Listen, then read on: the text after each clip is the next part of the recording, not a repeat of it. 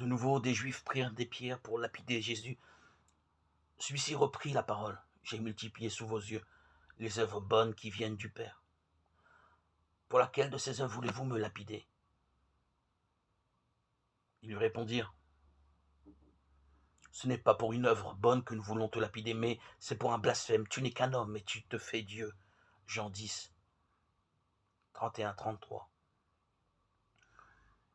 Voici que réapparaissent les pierres qui auraient dû servir à lapider la femme adultère si les pharisiens n'avaient pas été désarmés par une parole plus coupante qu'une épée, à deux tranchants, Hébreux 4-12. Celui d'entre vous qui est sans péché, qui soit le premier à lui jeter une pierre. Jean 8-7.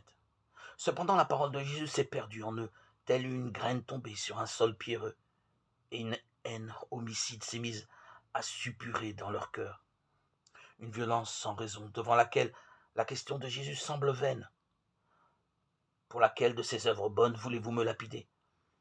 Comme un volcan qui gronde, cette haine doit se déchaîner jusqu'à son paroxysme, d'autant que la violence ne peut pas tolérer que se maintienne dans son royaume un être qui ne lui doit rien.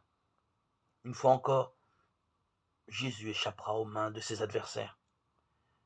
Mais viendra l'heure de la croix où il sera l'agneau de Dieu qui enlève le péché du monde. Jean 1, 29.